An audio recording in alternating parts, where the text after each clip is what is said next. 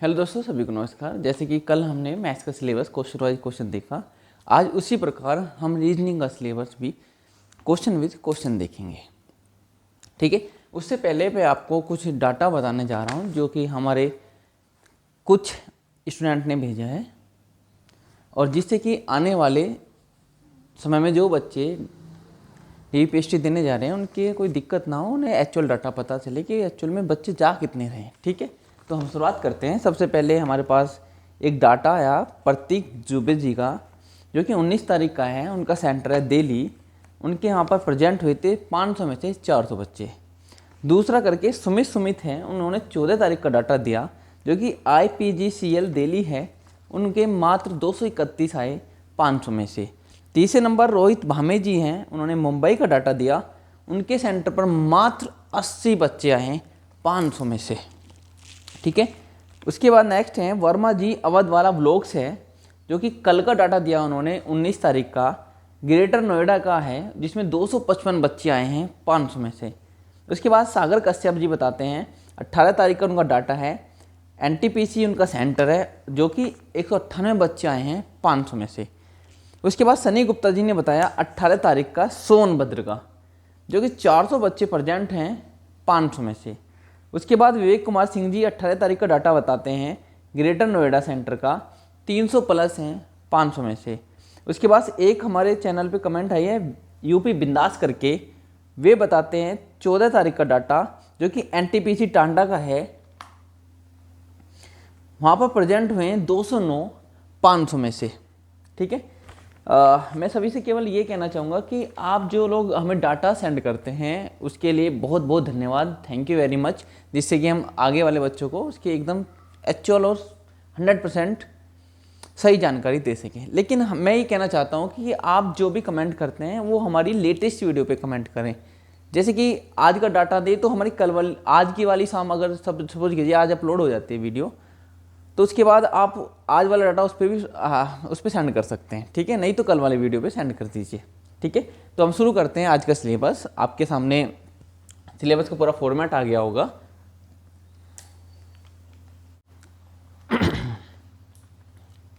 चलिए सिलेबस पे चलते हैं। हमारा सबसे पहले हम देखेंगे कि जितने भी सारे हैं ये आपके टॉपिक हैं जो रीजनिंग में आने वाले हैं CSF एंड कांस्टेबल में।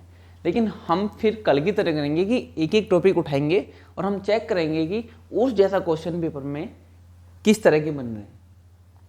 ठीक है, मैं आपसे फिर ये कहूँगा कि क्वेश्चन को देख के घबराना नहीं है। यहाँ केवल हम क्वेश्चन सोल्व कर रहे हैं।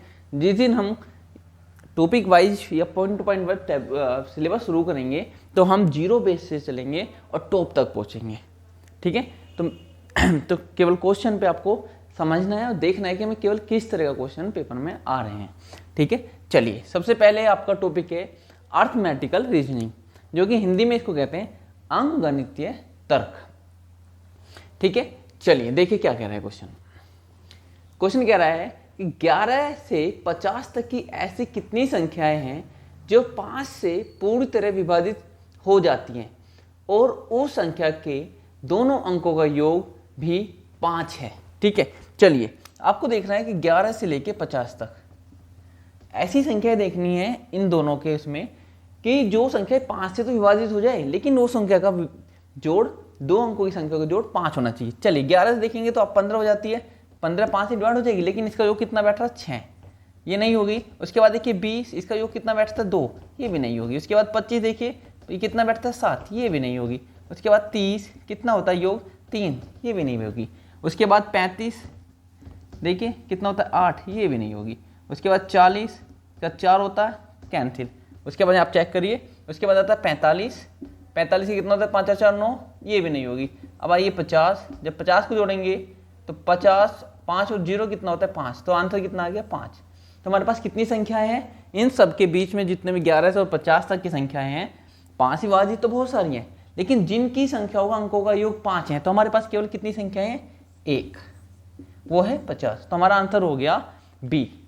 ठीक है, चलिए आगे देखिए। हमारा दूसरा टॉपिक है अल्फा न्यूमेरिकल सीरीज, जिसको कहते हैं अक्षरांकीय श्रृंखला। ठीक है, इसमें किस तरह क्वेश्चन बनता है देखिए। इस क्वेश्चन में क्या बोला कि ऊपर एक सीरीज दे रखी है, इसमें बोला कि उपरोक्त व्यवस्था में कितने ऐसे नंबर हैं जिनमें से प्रत्येक के तुरंत पहले एक स्वर हो। ठीक है, आपको देखना है नंबर, आपने बोला, उसने बोला कि ऐसे कितने नंबर कौन से होते हैं, नंबर होते हैं 1 2 3 4 डॉट डॉट डॉट डॉट, जितनी वाली गिनती होती है नंबर होते हैं। लेकिन और स्वर कौन से होते हैं आपके, स्वर को इंग्लिश में बोलते हैं वोवेल्स। कौन सा होता है, ए ई आई ओ यू। ठीक है, तो हमें क्या उसमें फाइंड करना है कि ऐसे कितने नंबर है जिनमें से प्रत्येक के तुरंत पहले एक स्वर है। ठीक है, आपका यहाँ देखिए 2 बॉक्स बनाइए, यहाँ पे होना चाहिए आपका स्वर और यहाँ पे होने चाहिए आपके नंबर। चलिए चेक करते हैं। सबसे पहले आपका नंबर आता है 3 से पहले क्या है, एफ, तो एफ और 3, एफ वोवेल्स नहीं है तो ये आपका कट हो गया। उसके बाद आता है आपका 8, उससे पहले आता है आपका एन, तो ये भी नहीं है, एन हमारा वोवेल्स नहीं है। उसके बाद चेक करिए आपका 4 से पहले क्या आता है, वाई, लेकिन वाई हमारा वोवेल्स नहीं है, ये भी कट हुआ। चलिए आगे बढ़िए। उसके बाद क्या आता है, उसके बाद आता है आपके पास पी के बाद क्या आता है 6, लेकिन पी वोवेल्स नहीं है, ये भी कट हुआ। उसके बाद नंबर देखिए कितना आता है 9 से पहले क्या आ रहा है यू। आप ध्यान देखिए हमारा वोवेल्स क्या पढ़ रहा है, यू, तो इसका मतलब हमारे पास एक हमें अभी तक मिल गया है। उसके आगे देखिए 2 से पहले क्या आ रहा है के, तो इसका मतलब ये भी नहीं है। तो इसमें ऐसे कितने हैं जो हमारे पास नंबर से पहले वोवेल्स हैं, वे हैं 1, तो आंसर हमारा कितना हो गया, बी। चलिए नेक्स्ट देखिए।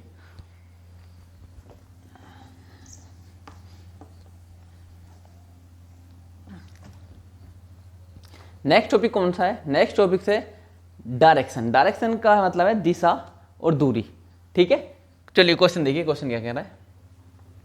शोभा का मुख पूर्व दिशा की ओर था, वह 20 मीटर चलती है, बाईं ओर मुड़ने के बाद 15 मीटर चलती है, फिर दाईं ओर मुड़ने के बाद वह 25 मीटर चलती है, अंत में वह दाईं ओर मुड़ती है और 15 मीटर और चलती है। वह अपने प्रारंभ बिंदु से कितनी दूर पर है। ठीक है, आप सबसे पहले क्या करना है, आपको सबसे पहले आप एक डायरेक्शन बनाइए। ठीक है, आपको पता होना चाहिए पेज के सबसे ऊपर नॉर्थ होता है, नॉर्थ मतलब उत्तर होता है। ठीक है, उत्तर ऊपर है तो नीचे दक्षिण फिर आपका ये पूरब और ये आपका हो गया पश्चिम। ठीक है, हमेशा ही डायरेक्शन हमारी दिशा की ऐसे बनेगी, पेज का ऊपरी हिस्सा हमेशा उत्तर होगा। ठीक है, चलिए शोभा का मुख पूरब की तरफ है, देखिए शोभा को यहाँ रखिए, अब पूरब हमारा इस तरफ है, तो वो कितना चलती है, वह 20 मीटर चलती है, पूरब की तरफ चलिए 20 मीटर। ठीक है, अब वो ऐसे चल रही है पूरब की तरफ को। उसके बाद वो क्या बोल रही है कि बाएं और मुड़ने के बाद 15 मीटर चलती है। ठीक है, बाएं ये है तो बाएं तरफ मोड़ दीजिए, ये मोड़ दीजिए, आप 15 मीटर इसको चलाइए बाएं तरफ। ठीक है, चलिए उसके बाद क्या कर रहा है, फिर दाईं ओर मुड़ती है और बाद में 25 मीटर चलती है। अब ऐसे जा रहे हैं, ऐसे करके, तो दायां ये वाला है तो आप इसको मोड़ दीजिए, कितना चलाना है 25 मीटर। ठीक है, 25 मीटर चलने के बाद अंत में वे दाईं ओर मुड़ती है, अब फिर से पूर्व की तरफ जा रही है, तो दायां हमारा ये है तो दाएं तरफ चलाइए, कितना चल रही है 15 मीटर। 15 देख लीजिए, 15 मीटर ये यहाँ तक डिस्टेंस, तो 15 आपको यही रखनी है 15 मीटर। अब फिलहाल ये यहाँ पे है। उसके बाद उसने बोला वे अपने प्रारंभिक बिंदु से कितनी दूर है। देखिए पूर्व का शोभा का स्टार्टिंग पॉइंट ये था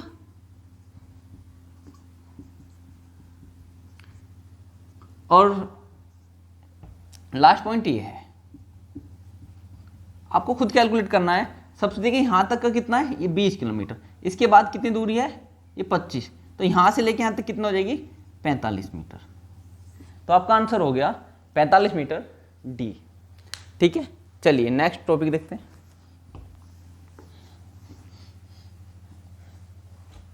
नेक्स्ट टॉपिक है आपका कोडिंग डिकोडिंग। ठीक है, कोडिंग डिकोडिंग देखिए क्या है, कह रहे कि यदि किसी सांकेतिक भाषा में टीच को VGCEJ लिखा जाता है तो स्टडी को उसी भाषा में कैसे लिखा जाएगा। देखिए सबसे पहले आपको लिखना है टीच, TEACH, उसको कैसे लिखा गया, उसको लिखा गया आपने VGCEJ।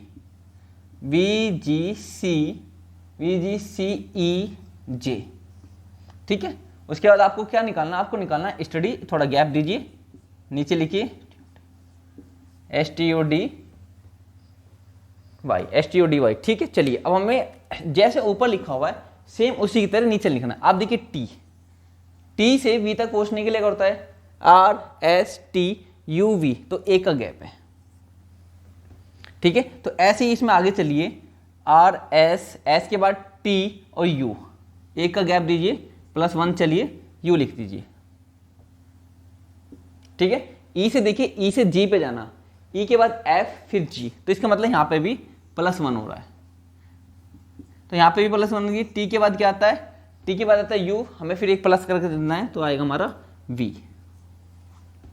ठीक है। उसके बाद ए के बाद क्या आता है ABC, तो यहाँ से देखिए +1 हो रहा है C के लिए भी, तो यहाँ पे U के बाद क्या आएगा UV, उसके बाद W,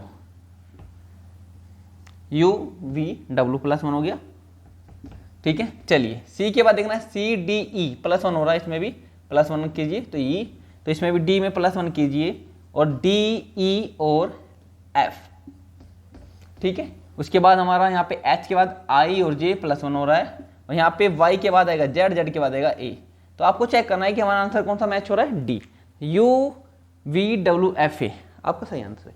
चलिए नेक्स्ट क्वेश्चन चलिए।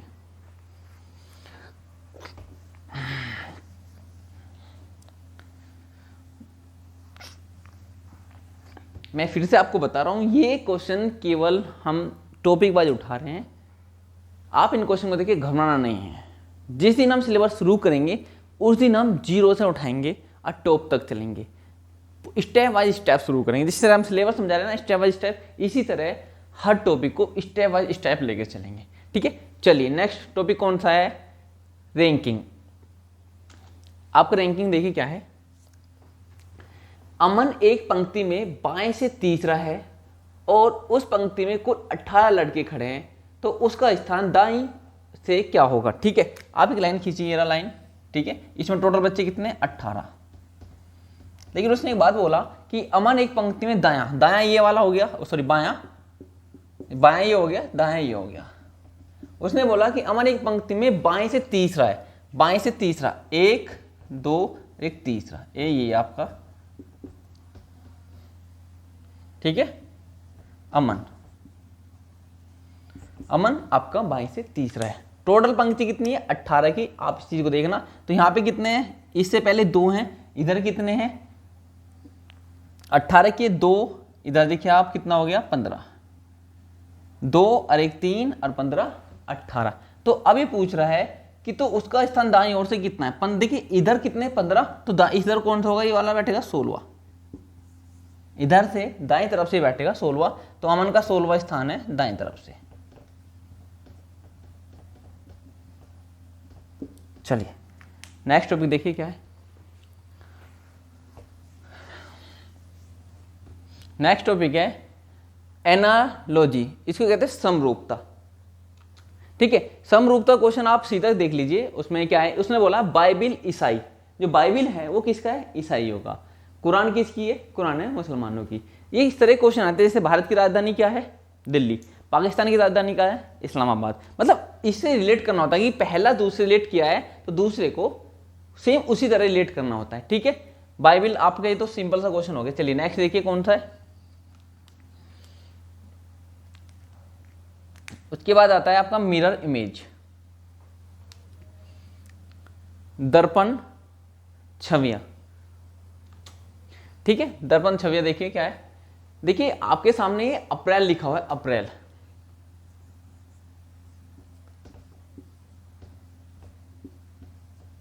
ये आपके सामने मिरर लगा हुआ है, और ऐसा नहीं है कि मिरर के सामने हम सभी खड़े होते हैं, ठीक है। हम जैसे राइट हैंड से अगर उसको किसी को हाई करते हैं ना मिरर में, तो हमें ऐसा लगता है हमारा लेफ्ट हैंड है। तो इसी तरह हमें ये क्या है कि हमें इसको तरह उल्टा कर देना है। देखिए मिरर है तो हमें उठा के ऐसे पलट देना है, ठीक है। तो इस बार को अप्रैल को ऐसे पलटना है, तो ये जो एल है तो एल शुरुआत से करेंगे, उठाओ और ऐसे पलट दो। देखो एल ऐसे हो जाएगा, आई तो झुका तू रहना पड़ेगा, आर ऐसे हो जाएगा, पी फिर ऐसे हो जाएगा, ए झुका तू रहेगा, ठीक है। चेक करिए कौन सा है, APRIL, ये आपका सी है, ठीक है। समझ में आया, इसे उठाओ और ऐसे पलट दो। चलो इसके बाद नेक्स्ट टॉपिक देखो, नेक्स्ट टॉपिक क्या है आपका है प्रॉब्लम प्रॉब्लम्स ऑन एजिस, आयु गणना। ठीक है, चलो आयु चेक करते हैं। आयु क्या कह रहा है? कह रहा है सोनू और मोनू की आयु 6:5 है। दोनों की आयु का योग 44 वर्ष है। बी के 8 वर्षों के बाद अनुपात क्या होगा? ठीक है, देखिए ये है मोनू, सॉरी ये है सोनू और ये आपका हो गया मोनू। कितना अनुपात है? 6:5। ठीक है, इनका योग कितना है? सोनू का प्लस मोनू का 44। ठीक है, आप अनुपात में इनको देखिए 6x समझिए, इसको 5x, कितना हो गया? टोटल हो गया 11x। ठीक है, तो इन दोनों का योग करिए, सीधा सीधा 11x यहाँ पे रखिए, कितना होगा? 44, 11 से काट दीजिए तो x की वैल्यू होगी 4। तो एक्चुअल में इनकी वैल्यू कितनी है? ये एक है 24 का, एक है 20 का। ठीक है, 4 6 24 4 5 20। ठीक है, उसने बोला 8 साल बाद, तो 8 इसमें ऐड कीजिए और 8 इसमें ऐड कीजिए। ऐड 8 करेंगे तो ये हो जाएगा 32, ये हो जाएगा आपका 28। चलिए रेशियो बनाइए, 4 7 28, 4 8 32, 4 8 32, 4 7 28। ठीक है, अनुपात आ गया 8:7। चलिए नेक्स्ट देखिए, नेक्स्ट पॉइंट क्या है? नेक्स्ट है आपका डिसीजन मेकिंग। थोड़ा इसको ध्यान से देखना है, ये क्या है? इसको समझने के लिए कुछ नहीं है। डिसीजन मेकिंग क्या है कि आपको कहीं कभी इंटरव्यूअर बना देते हैं, या आपको कभी फैसला, कभी कोई लड़ाई वाड़ी छोटी मोटी लड़ाई हो जाती है तो आपको एक जज बना देते हैं कि आपको फैसला करना है। तो आपको कुछ पैरामीटर्स देखेंगे और उसके बाद ही जज लेंगे। इसमें इस क्वेश्चन में सेम यही है। चलिए क्वेश्चन क्या है देखिए, क्वेश्चन क्या है? फिलहाल आप खुद को अपना आपको HR समझ लीजिए इस कंपनी, इस वाले क्वेश्चन में क्या है कि XYZ कंपनी में जो पोस्ट वैकेंसी है, उम्मीदवार। ठीक है, चलिए पहला पॉइंट क्या है? पैरामीटर्स हैं कि उम्मीदवार किसी भी विषय में 75% अंकों के साथ स्नातक होना चाहिए। ठीक है, दूसरा पॉइंट क्या है? 5/3/2021 को आयु 25 से 35 वर्ष के बीच होनी चाहिए। ठीक है, तीसरा पॉइंट क्या है? CA या CS को पूरा किया होना चाहिए। डी पॉइंट का है? एक्सेल और टेली का ज्ञान होना चाहिए। चलिए अब क्या है कि अगर इनमें से, इन चारों पॉइंटों में से हमारे पास कुछ नहीं है तो हमें क्या करना है? यदि कोई उम्मीदवार उपरोक्त में से 4 को छोड़कर किसी के पास एक्सेल और CA की डिग्री नहीं है तो उसका अन्य सभी मानदंडों को पूरा करता है तो उस उम्मीदवार को प्रबंधक के पास भेजा जाना चाहिए। ठीक है, कि ऊपर के 3 पॉइंट पूरे कर रहा है, चौथा नहीं कर रहा है तो उसे हम प्रबंधक के पास भेज देंगे। उसके बाद बी देखिए, बी क्या कर रहा है? एक उम्मीदवार को 35 वर्ष से अधिक आयु का है लेकिन 2 वर्ष से अधिक का उसका अनुभव है तो उसे महाप्रबंधक के पास भेजा जाना चाहिए। ठीक है, उसकी एज 35 से ज़्यादा है लेकिन उसका एक्सपीरियंस क्या है? 2 साल से ज़्यादा है, तो हम उसको क्या करेंगे? उसे महाप्रबंधक के पास भेज देंगे। चलिए क्वेश्चन शुरू करते हैं। क्या है? अरुण जो है 3 साल से IDBI बैंक में कार्य करता है। ठीक है, सबसे पहले इस क्वेश्चन में हमें क्या करना है? हमें 4 पॉइंट लिखने हैं, A, B, C और D। ये पॉइंट नहीं, पैरामीटर्स है। पैरामीटर्स वही है, A 1 2 3 साफ कीजिए, ऐसे मत लिखिए, आपको 1 2 3 करके लिखिए। 1 2 3 4। 1 वही है कि आपका 75% के साथ स्नातक होना चाहिए, दूसरा उसका एज है, तीसरा CA और चौथा एक्सेल और C वाली डिग्री वाला। ठीक है, चलो देखते हैं क्या उसका पॉइंट कौन सा पूरा करता है। अरुण 3 साल से IDBI बैंक में कार्य करता है। ठीक है, ध्यान रखिएगा, अरुण का एक्सपीरियंस 2 साल से ऊपर हो गया, 3 साल का हो गया उसका एक्सपीरियंस। उसके बाद क्या कह रहे हैं? उसका जन्म 5/2/1982 को हुआ है। 1982, 5/2/1982। और हमें कैलकुलेट करना आज की डेट पे। आज क्या चल रहा है? आज चल रहा है 2022।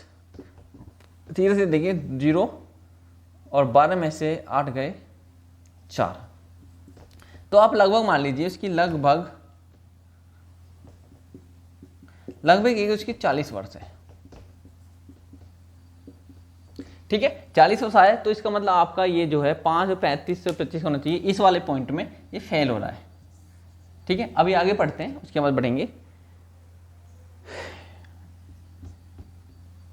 ठीक है, उसके बाद क्या कह रहे हैं कि उसने NNIT से एक्सेल और टेली का सर्टिफाइड कोर्स किया है। ठीक है, हमारे पास पैरामीटर 4 वो पास हो गया, उसने टेली और एक्सेल करा हुआ है। उसके बाद चलिए, उसने TKM विद्यालय से BCom किया है और 80% हासिल किया है। देखिए पहले वाला पास उसने 75 बोला था लेकिन हमने किया है 80%। ठीक है, उसके बाद स्नातक भी है। ठीक है, उन्हें वो कर रखा है। नंबर पॉइंट थर्ड है CA और CS को पूरा किया हो। तो ने CA पूरा कर रखा है, तो इसका मतलब ये भी पॉइंट नंबर थर्ड भी पास। लेकिन बी वाले एज में क्या है, बी एज में 25 से 35 के लिए बोल रहा है, लेकिन उसकी ऑलरेडी एज कितनी है 40, तो यहाँ पे आके फेल हो रहा है। लेकिन उसने बोला है पॉइंट नंबर बी देखिए कि एक उम्मीदवार जो 35 वर्ष से अधिक है, लेकिन उसके एक्सपीरियंस कितना होना चाहिए 2 साल से प्लस, लेकिन इसके पास कितना है 3 साल का। तो इसके पास क्या करेंगे, उसे हम महाप्रबंधक के पास भेज देंगे। तो हमारा ऑप्शन कौन सा होना चाहिए, पहला ऑप्शन है उम्मीदवार को महाप्रबंधक के पास भेजा जाना चाहिए या उम्मीदवार का चयन करना चाहिए। नहीं, उम्मीदवार को महाप्रबंधक के पास भेज दिया जाना चाहिए, उसमें क्लियर लिखा है बी पॉइंट में। तो हमारा आंसर ए हो गया, आंसर नंबर 1 हो गया कि महाप्रबंधक के पास भेज दिया जाना चाहिए। चलिए नेक्स्ट पॉइंट देखते हैं।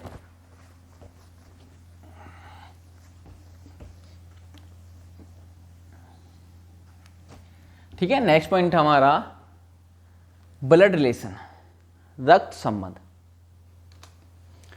रक्त संबंध में क्या है कि सुमन का परिचय करते हुए सरला ने कहा उसकी माँ मेरी माँ की इकलौती पुत्री है, सरला का सुमन से क्या रिश्ता है। बहुत सिंपल क्वेश्चन है, कुछ नहीं करना, आपको सीधा दोनों बनानी है। आपको यहाँ पे लिखना है सुमन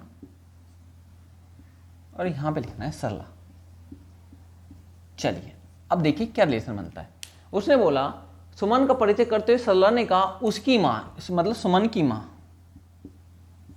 सुमन की माँ मेरी माँ की, इसकी माँ की, सरला की माँ की इकलौती पुत्री। इकलौती में एक है, अगर ये इसकी माँ है तो ये इसकी बेटी हुई,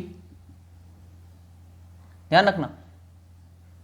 इसकी माँ की लिए बेटी हुई, तो इकलौती की बात कर रहा हूं तो ये आ गई सरला। फिलहाल सरला की, इसकी माँ की इकलौती पुत्री है, ठीक है। इसकी माँ, इसकी पुत्री है, इकलौती पुत्री है।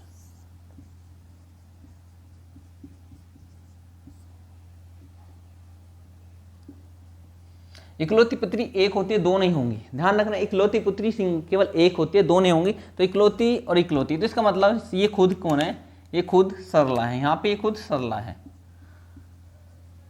तो ठीक है। सरला कौन है, सरला सुमन की माँ है, सरला सुमन की माँ है, इस रिलेशन में पता चलता है। लेकिन उसमें ऑप्शन में क्या है, ए दादी, बिल्कुल गलत, ये ऑप्शन बिल्कुल गलत, दादी तो है ही नहीं। ऑप्शन बी बहन, बिल्कुल गलत क्योंकि वो माँ है। ऑप्शन सी भतीजी, बिल्कुल गलत, इनमें से कोई नहीं। तो आंसर है हमारा माँ, सरला का सुमन से माँ का रिश्ता है। चलिए नेक्स्ट पॉइंट है हमारा क्यूब और डाइस।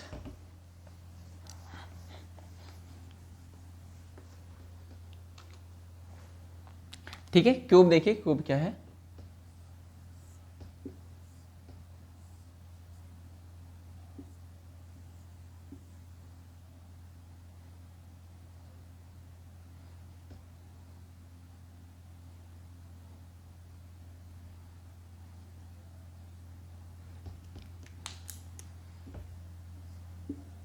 क्यूब और डाइस देखिए।